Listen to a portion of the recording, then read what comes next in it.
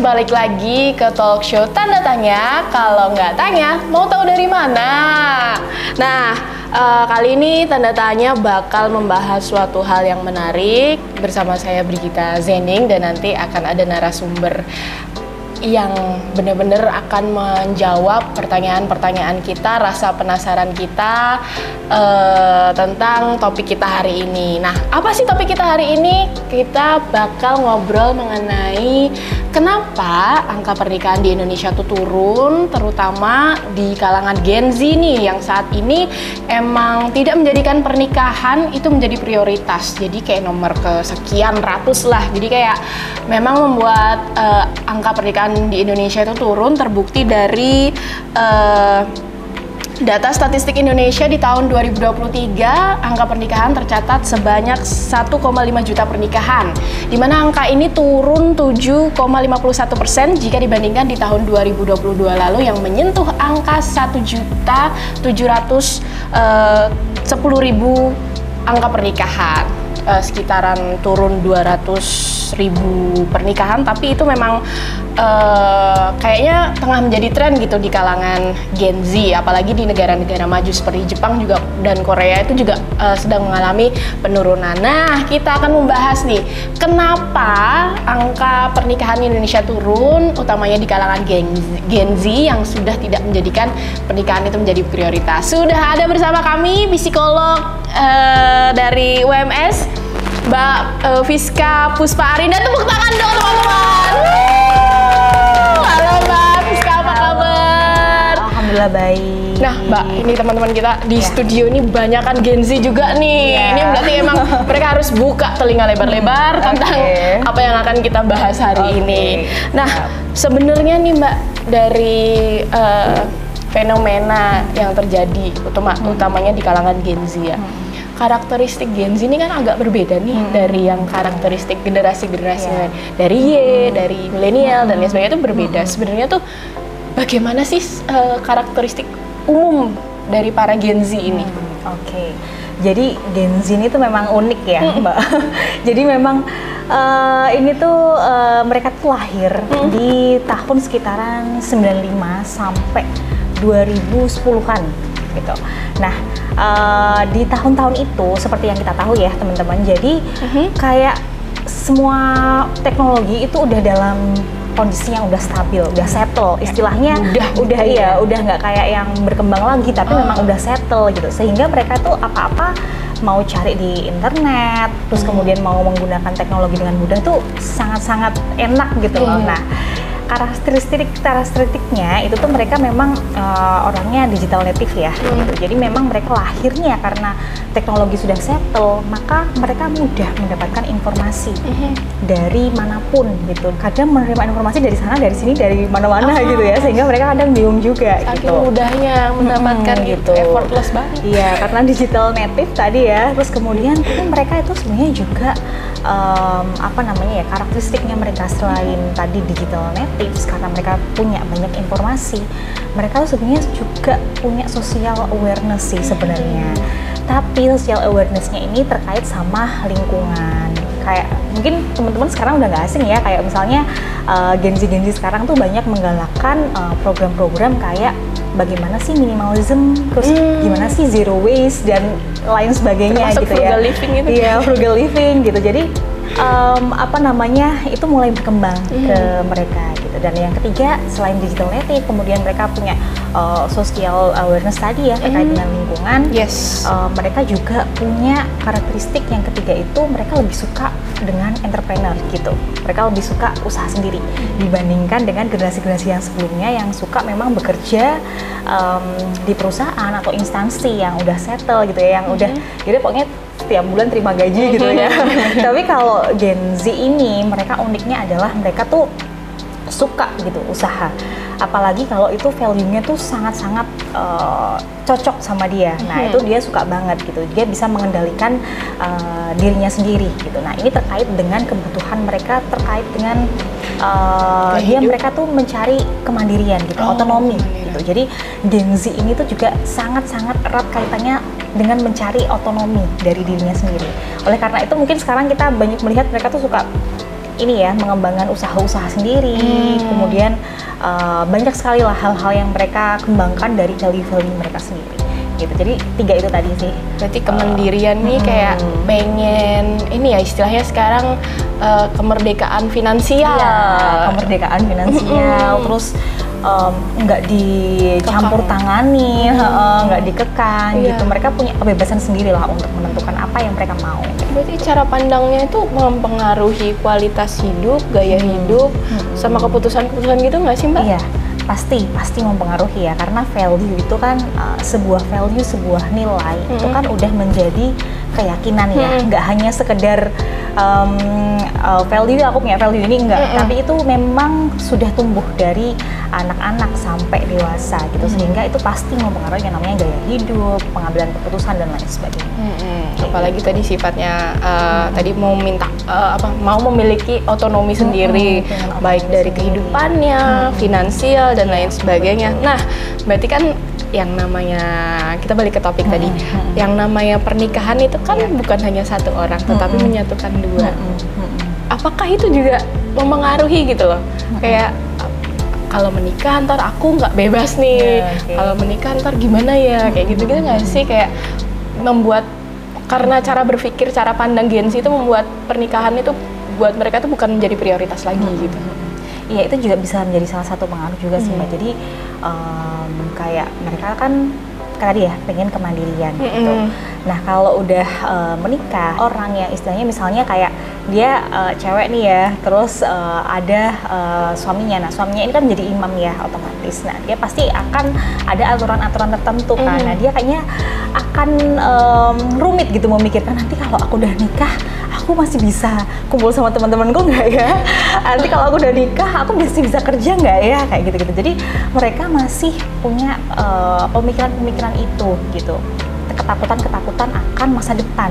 Aku masih bisa kerja nggak ya? Aku masih bisa melanjutkan hidupku ketika menikah dengan enjoy nggak ya? Nanti apakah finansialku cukup nggak ya untuk sehari-hari? Apakah aku masih bisa hidup seperti ini? Apakah nanti aku harus prihatin? Apakah aku harus ngirit gitu? Nah itu mungkin mempengaruhi cara pandang mereka terhadap pengambilan keputusan pernikahan gitu.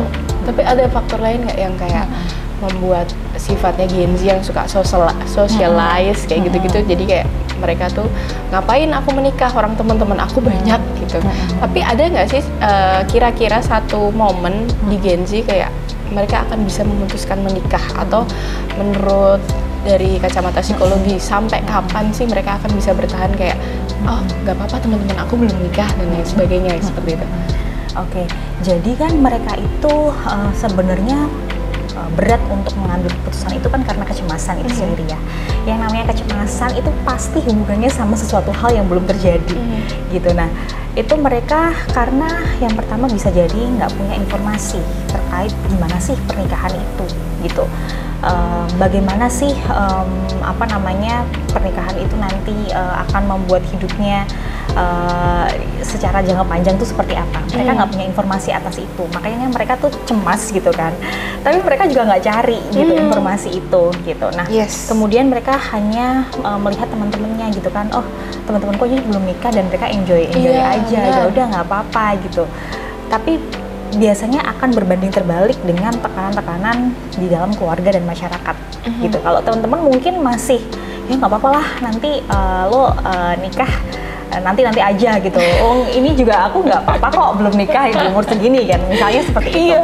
Tapi nanti ketika sudah berbenturan dengan orang tua, dengan masyarakat umum, itu mereka mungkin akan banyak tekanan psikologisnya gitu. Nah itu yang mungkin nantinya akan menjadikan titik balik bagi si Gen Z ini gitu. Nah mereka kapan sih mereka bisa sadar gitu ya? Kapan mereka bisa punya keberanian mungkin ya? Umur kan biasa semakin diomongin ya. Nah yang pertama karena mereka tadi ya, mereka itu punya value financial security, harus punya keamanan secara finansial gitu. Nah kalau ini mereka merasa sudah aman, nah maka mereka akan memutuskan lebih lanjut gitu ya untuk menikah. Nah selain itu mereka juga sekarang ini kan banyak ya yang ngajar karir, ngajar pendidikan, gitu. Nah, itu kalau misalnya sudah terpenuhi kebutuhan-kebutuhan mereka, mereka akan mungkin akan mengambil itu gitu. Nah, tapi sampai kapan sih kemerdekaan finansial atau batas karir itu sendiri atau batas pendidikan yang akan diraih itu seperti apa?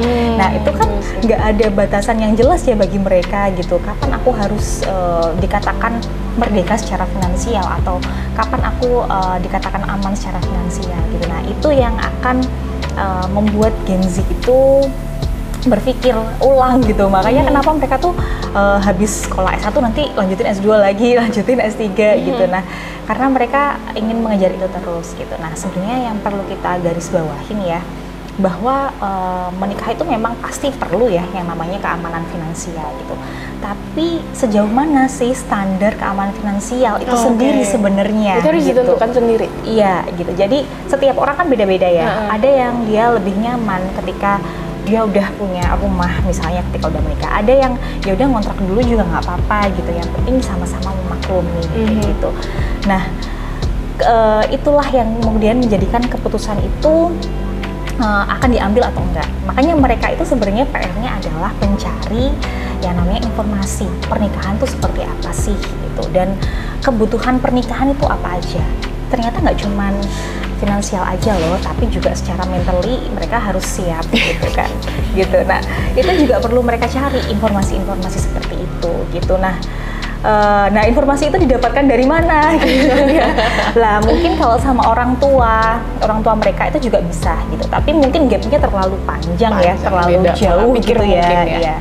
Jadi mereka bisa cari gitu dari sekarang kan banyak ya Mbak, kayak platform-platform yang memang membahas tentang pranikah, kesiapan pranikah, dan lain sebagainya. Iya, konselor pernikahan. Nah, mereka bisa sebenarnya cari informasi melalui itu sehingga mereka sedikit membuang ketakutan gitu loh terkait bagaimana aku harus siap, bagaimana aku harus menghadapi pernikahan itu sendiri gitu. Karena sebenarnya pernikahan itu nggak semenakutkan yang teman-teman bayangkan kalau mendapatkan partner yang tepat, kalau mendapatkan teman-teman sudah sembuh secara keseluruhan ya, selesai dengan diri sendiri lah ya gitu ya, sembuh dari luka-luka. Nah, itu yang perlu kita tekankan gitu. Jadi dua hal itu tadi, teman-teman mau cari yang namanya informasi terkait pernikahan itu sendiri, dan kita coba deh selami diri lagi gitu. Apakah aku udah siap belum ya? Apakah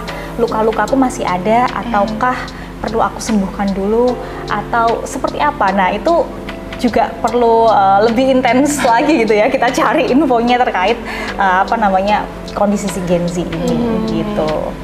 Kalian udah pada siap nikah belum? Ada niatan? Oh belum ada niatan semua. Oke, nah ini mungkin perlu informasi ya terkait dengan persiapan pernikahan. Ya belum pada siap, Gen Z loh. Sebenarnya kan pernikahan itu kan nggak cuma dilihat dari kematangan umur, tapi kan juga kematangan berpikir juga kan ya ke depannya. Bagaimana? Cuman dari tekanan sosial itu kan masih ada tuh kayak mungkin yang dirasakan bukan cuma 1-2 orang, tapi sebagian besar orang di Indonesia kan, utamanya para orang tua yang masih menganggap pernikahan itu penting, itu penting. Kadang si Gen Z itu kayak waktu lebaran kemarin udah nyiapin jawaban kapan nikah, kapan punya anak lagi dan lain sebagainya. Nah, menurut Mbak Fiska, bagaimana orang tua tuh harus bersikap atau cara pandangnya tuh bagaimana sih untuk istilahnya ngomong Gen Z, terus secara sosial masyarakat tuh juga harusnya bagaimana? Oke. Nah, Gen Z ini kan tadi punya karakteristik tertentu ya, Mbak. Nah, tapi di samping itu kita tuh sebenarnya nggak boleh loh melakukan judgement atau labeling. Misalnya kayak Gen Z tuh memang anaknya tuh ini banget lah, pokoknya mereka tuh harus sempurna dulu baru mereka tuh mau ini, terus mereka itu susah diatur dan lain sebagainya. Nah, kita sebenarnya nggak boleh labeling kayak gitu, karena sebenarnya itu hanya yang muncul ke permukaan aja, dan nggak semuanya Gen Z kayak gitu gitu loh. Jadi kita harus lakukan diskusi secara terbuka gitu. Jadi orang tua zaman sekarang itu kalau bisa lakukan diskusi secara terbuka dengan anak-anak ya. Jadi jangan cuma menasehati, jangan cuma judgement. Bahkan judgement itu sangat dilarang ya. Jangan dilarang. Kenapa sih Kak, kamu nggak nikah-nikah, nanti kamu ini loh keburu tua dan lain sebagainya.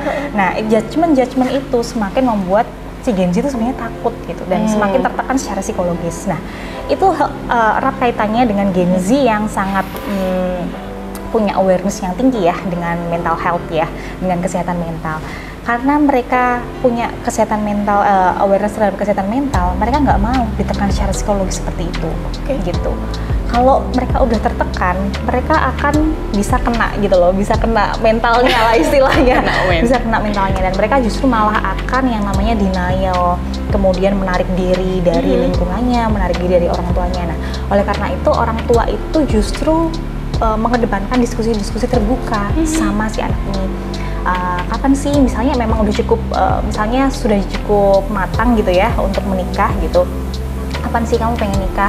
Belum nih mah misalnya kayak gitu.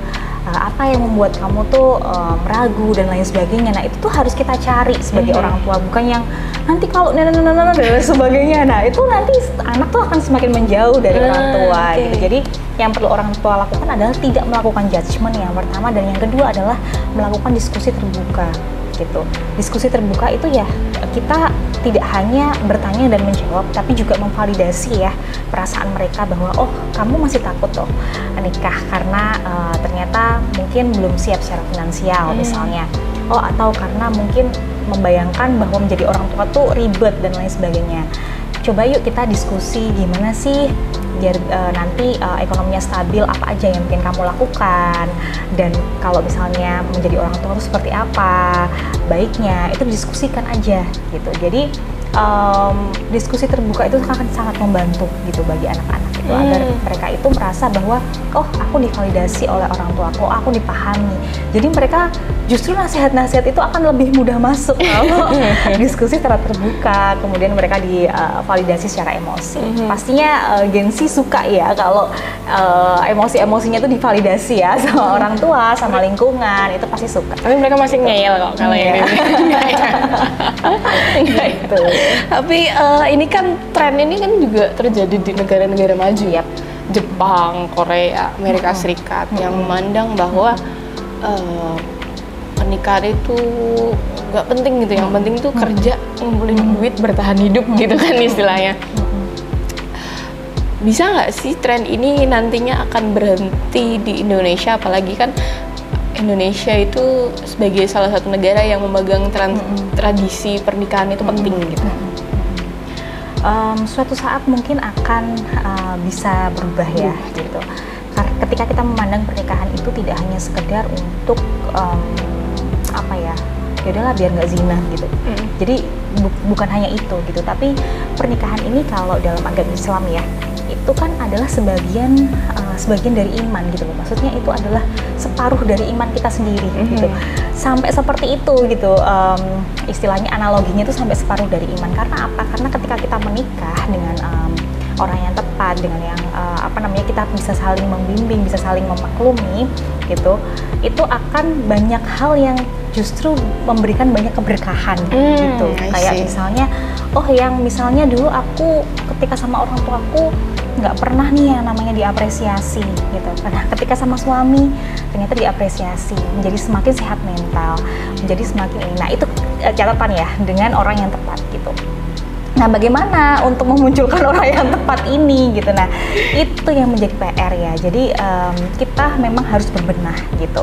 Nggak cuman kita mengharapkan pasangan aja untuk berbenah, tapi kita juga harus berbenah gitu. Gimana sih biar aku tuh bisa jadi pasangan yang baik juga gitu bagi pasanganku kelak gitu. Nah, dan sebenarnya keturunan itu juga akan sangat penting ya untuk melanjutkan generasi-generasi yang selanjutnya.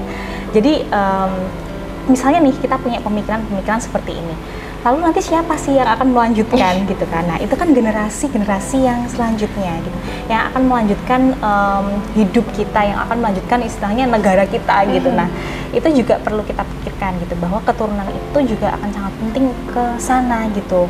Nanti untuk melanjutkan ideologi-ideologi kita dan lain sebagainya kayak gitu. Nah, tadi ketika misalnya, jadi itu akan berakhir ketika misalnya si Gen Z ini tuh udah bisa mulai terbuka gitu ya, udah bisa mulai terbuka dengan oh berarti pernikahan tuh ternyata nggak semengerikan itu loh kalau kita bisa dengan orang yang tepat.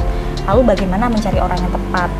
Bagaimana aku bisa menjadi orang yang tepat juga bagi seseorang itu? Jadi gitu. itu cerminan diri ya gitu. Jadi kita sama-sama memperbaiki diri gitu. Nah, memperbaiki diri itu adalah perjalanan yang panjang ya, nggak cuma satu hari aja itu bisa gitu. Nah, sekarang mungkin teman-teman yang Gen Z ya mungkin bisa bertanya gitu kepada diri sendiri, apakah aku udah mengenal diriku sendiri gitu. Misalnya hal simple aja lah, apa sih hal yang aku sukai ketika orang lain itu memuji atau mungkin mereka memberikan sentuhan atau love language-nya tuh apa? Apakah kamu sudah mengenali dirimu sendiri? Misalnya seperti itu. Atau kelebihanku tuh apa sih gitu ya? Kelebihanku sebagai seorang diri tuh apa? Atau hal-hal yang perlu diperbaiki tuh apa? Jadi ketika mendapatkan kritikanku tuh nggak langsung dar-dar, ngedown, langsung tersinggung. Oh iya ya, berarti memang aku tuh kurang di sini dan lain sebagainya. Jadi terbuka gitu loh, terbuka, open mind dengan segala bentuk perbaikan diri gitu.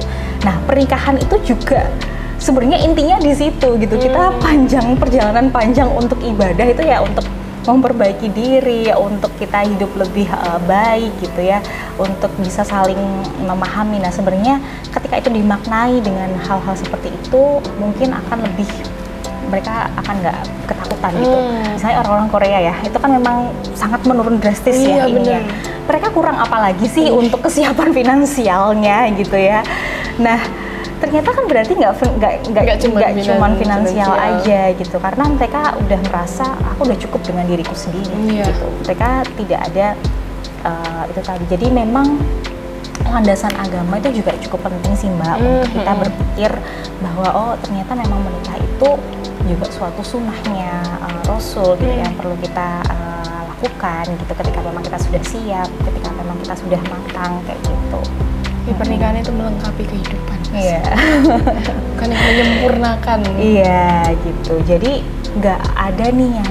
Jadi ada suatu quotes ya. Saya agak-agak lupa itu quotesnya siapa. Jadi memperbaiki diri itu bukan tanggung jawab pasangan kita, tapi tanggung jawab kita sendiri. Jadi jangan sampai kita berharap bahwa oh dengan aku menikah nanti aku bisa jadi orang yang lebih baik karena suamiku misalnya. Jangan sampai kita tuh punya tujuan yang seperti itu banget gitu loh, karena itu nanti ekspektasinya mungkin akan jauh berbeda gitu ketika sudah menikah gitu. Tapi bukan berarti itu menghalangi teman-teman untuk menikah ya gitu, karena menikah itu sangat luar biasa, berkahnya tuh sangat luar biasa gitu ya.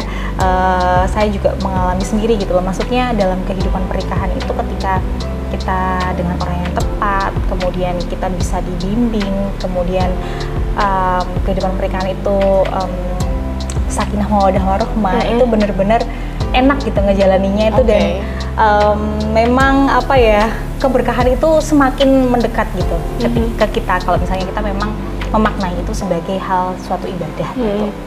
Tapi dari kacamata psikologis nih Mbak ya, apa sih dampaknya ke masyarakat tentang Gen Z yang ntar aja lah nikah, ntar kalau udah umur 40 atau ntar kalau udah punya rumah dan lain sebagainya, itu sebenarnya berdampak apa secara makro ya di masyarakat?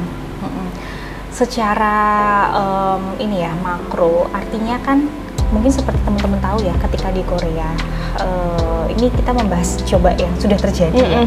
Di Korea itu kan mereka banyak yang nggak menikah, akhirnya nggak ada keturunan.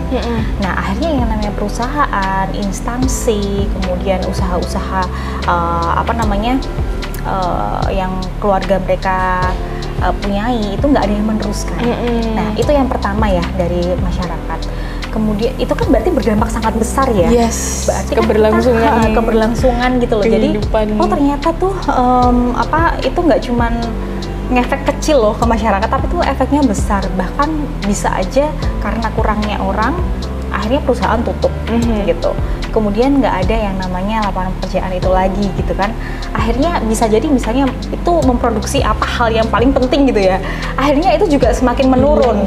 Nah itu, jadi rantainya itu sebenarnya sangat panjang kayak gitu. Jadi nggak sesimpel itu ketika kita misalnya aku nggak mau nikah ya udah hargain aja keputusanku gitu, nggak sesimpel itu gitu. Kita akan hargain gitu ya semua keputusan kalian gitu dengan apa namanya segala apa alasannya risiko gitu dan ya, resikonya ya.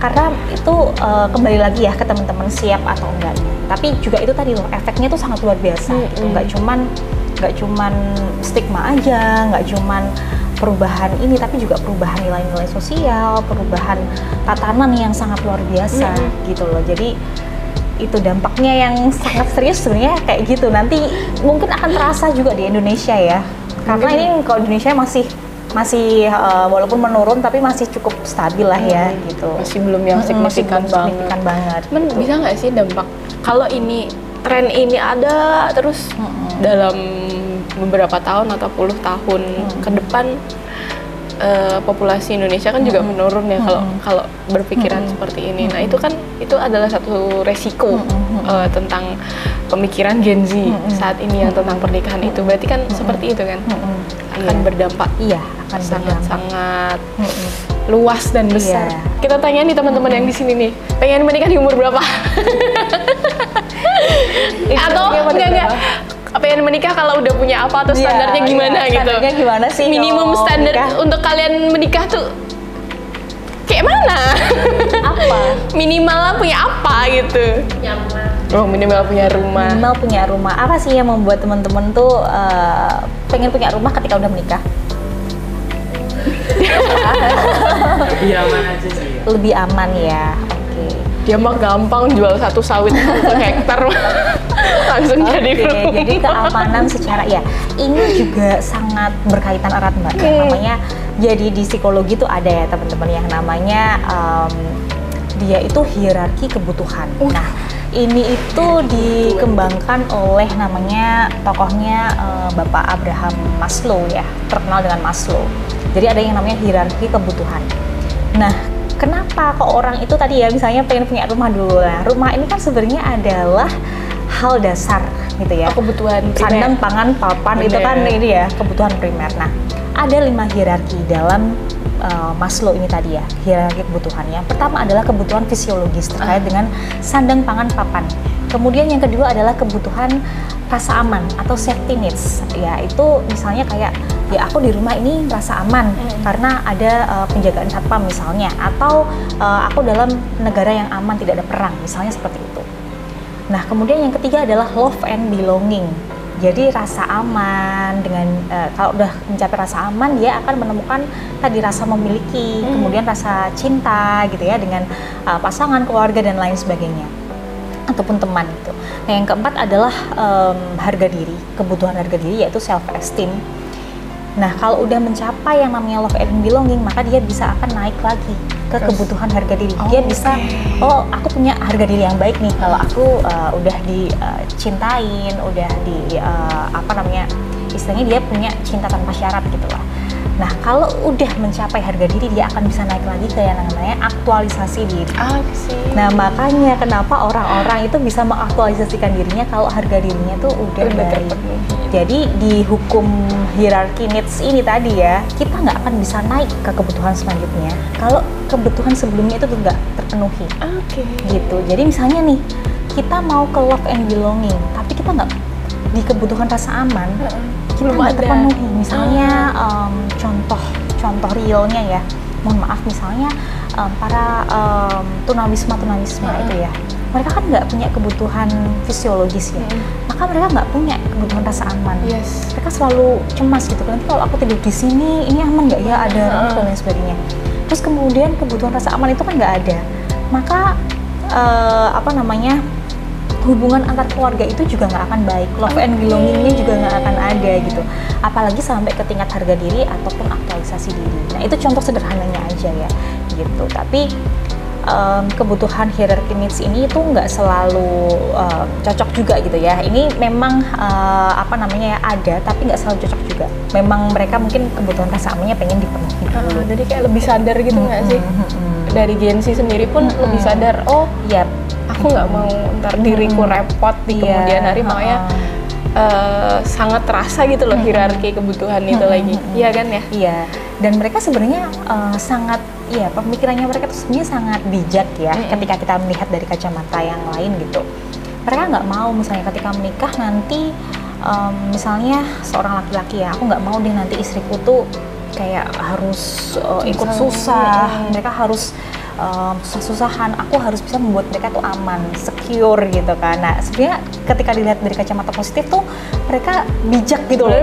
Iya, bijak akan memenuhi dulu gitu hal-hal yang mungkin aman, kemudian nyaman bagi istrinya kelak gitu. Nah itu jika dilihat dari kacamata positif seperti itu. Sebenarnya tuh pro kontra tentang Gen Z yang nggak menikah tuh ada positifnya, ada negatifnya. Cuman tergantung bagaimana kita sebagai masyarakat pun juga bisa melihat kedewasaan Gen Z ini bagaimana gitu kan ya. Terakhir nih closing statement Mbak Fiska tentang pro kontra atau plus minus pemikiran Gen Z yang enggan menikah ternyata sebenarnya bijak, tetapi akan berdampak yang sangat luas di kemudian hari gitu. Oke, mungkin closing statementnya agak panjang dikit nggak apa-apa ya. Nah, buat semuanya. Nah, jadi untuk teman-teman Gen Z ya, teman-teman Gen Z sebenarnya nggak perlu takut untuk menikah gitu. Teman-teman cuma perlu cari aja gitu informasi terkait pernikahan tuh seperti apa sih gitu. Jangan cari dari satu sumber aja, misalnya jangan cari dari orang tua aja, tapi cari dari profesional-profesional gitu ya, ahli-ahli atau mungkin orang-orang yang kita lihat mereka pernikahannya baik gitu. Bagaimana sih mereka bisa membangun pernikahan yang baik gitu. Nah, mereka perlu untuk mencari itu, teman-teman perlu mencari itu gitu, informasi terkait itu. Kemudian yang kedua, ini hal yang sangat penting ya teman-teman. Jangan sampai ketidakmauan teman-teman untuk berkomitmen untuk menikah menjerumuskan teman-teman ke yang namanya ya udahlah aku nggak mau untuk menikah karena komitmennya tuh sangat tinggi, kemudian tanggung jawabnya tuh berat dan lain sebagainya. Jangan sampai itu menjadikan teman-teman terjerumus ke yang namanya seks bebas. Karena seks bebas itu kan hal yang mungkin instan ya untuk didapatkan untuk bisa mengakomodir kebutuhan-kebutuhan kita gitu. Tapi itu kan dampaknya sangat luar biasa. Tapi kan mungkin di mata Gen Z kan itu nggak ada komitmennya, nggak ada resikonya, nggak ada tanggung jawabnya. Nah, jangan sampai terjebak ke sana gitu. Itu yang kedua. Kemudian yang ketiga, coba mulai bangun komunikasi terbuka dengan orang tua, dengan kakak-kakak misalnya ya, kalau punya kakak, coba bangun gitu. Dan para orang tua di sana juga di luar sana, mulai sekarang coba bangun komunikasi terbuka, diskusi-diskusi terbuka dengan para Gen Z ya khususnya gitu, dan juga dengan anak-anak pada umumnya, karena anak-anak itu akan sangat suka kalau misalnya kita ajak diskusi terbuka, kita validasi secara emosinya, mereka akan lebih mudah untuk menerima nasihat itu. Jadi intinya teman-teman, jangan takut untuk menikah, persiapkan dengan matang. Jika memang ada hal yang ingin diraih dan teman-teman punya standar tertentu, nggak apa-apa, diraih dulu juga gitu.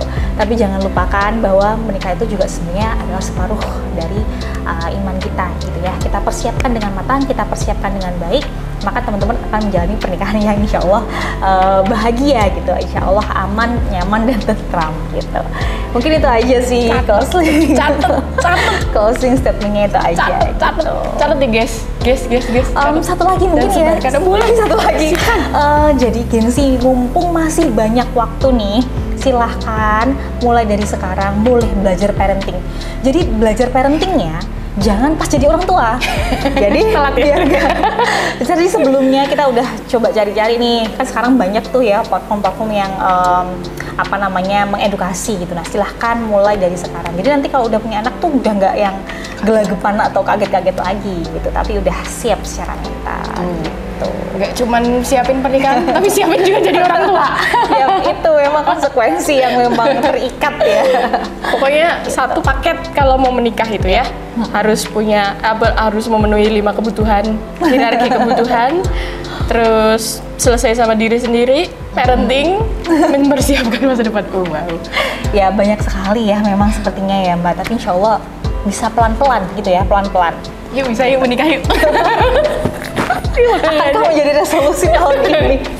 Terima kasih banyak Mbak Ya, Miska udah sama-sama. sharing tentang pemikiran dari sisi atau kacamata psikologis tentang pemikiran Gen Z yang saat ini, yang ternyata ada plus, ada minusnya, yang bagaimana kita harus bersikap dalam masyarakat, bagaimana harus kita sebagai teman-teman Gen Z juga mempersiapkan diri untuk menghadapi tantangan kehidupan selanjutnya yang ternyata amat sangat banyak itu. Iya. Terima kasih sekali atas waktunya. Tepuk tangan dong teman-teman buat Mbak Miska. Semoga ini bisa mencerahkan teman-teman Amin. Sochers yang utamanya para generasi Z. Amin, amin. Dan juga tak menutup kemungkinan mungkin milenial yang Iya. mendengarkan. Terima kasih atas waktunya. Oke, sama-sama, Semoga Mbak. Indonesia menjadi lebih baik. Amin. Amin. Saya juga mohon maaf ya bila selama ini tadi ada hal-hal yang kurang Keren berkenan. banget. Nah, Sochers, itu tadi pembicaraan kita mengenai bagaimana sih atau kenapa sih Gen Z itu enggan menikah, padahal pernikahan itu cukup penting di generasi selanjutnya, apalagi di keberlangsungan bangsa. Nah, jangan lupa untuk terus baca berita-berita update dan juga saksikan video-video menarik lainnya atau talk show lainnya di soclive.com. Saya Brigita Zening, sampai jumpa. Yeay.